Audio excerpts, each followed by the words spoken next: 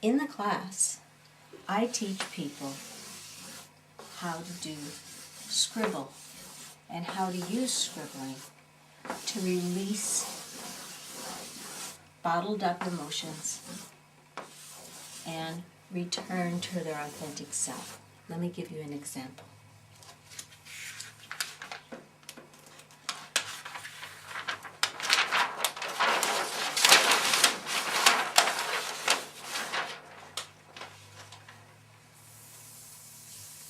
Before each movement, we close our eyes and we take 3 deep breaths. This pulls us inward.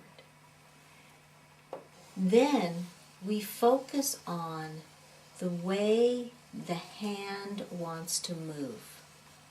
I encourage people to start with their non-dominant hand because that's one that they normally don't use very often.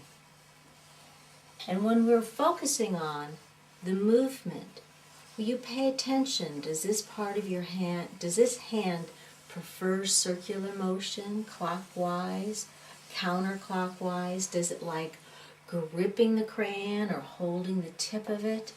Does it move fluidly or is it jerky? What is it? What is the style of that part of you?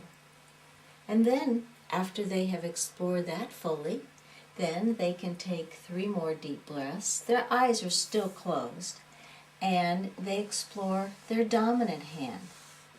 Many people find that there's a great difference between one hand and the other. They notice the sensing of it, the strength of it, the fluidity of it, the emotion of it, all is very different. And when they open their eyes and they look at their canvas, they once again can recognize the difference, because drawing in many ways is a form of biofeedback. What you're feeling in here is recorded on paper. So after we have these forms drawn, what do they mean? How can we apply them to our life? Well, just like seeing them as 2 different aspects of your personality, the truth is, or the question is how do they work together? So once again, the next exercise is to bring both hands together and to scribble simultaneously, feeling the enjoyment or the lack of enjoyment when the 2 hemispheres of your brain are coming together and working as a team. For some people, this is very pleasurable. For other people, they notice that, wow, my one hand was just so much stronger and wanted to dominate and was bossing the other side around the whole time.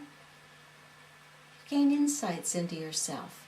You see these patterns that you're seeing outside of you are actually inside of you. And the outside is just a reflection. After we've moved through there, we can move on to alternating. And alternating is, like it says, is you start with one hand and you allow that part to lay down whatever it wants. And normally it's rather brief in comparison to these, but not necessarily. And then the other hand responds. It's like a conversation going on between the 2 parts of you. But once you explore the non-dominant hand starting the conversation and the dominant hand responding. At another time, you can try the dominant hand starting the conversation and the non-dominant responding. And what do you see here?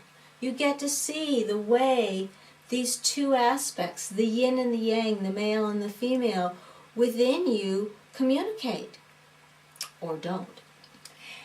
You will actually see the blueprint for all of your external relationships, which can be a little frightening. So, if you want to make changes in your life, or you're feeling stuck and you're looking for a new way, you might want to think about scribbling. Or, more specifically, you might want to think about exploring the I create what I believe approach to scribbling.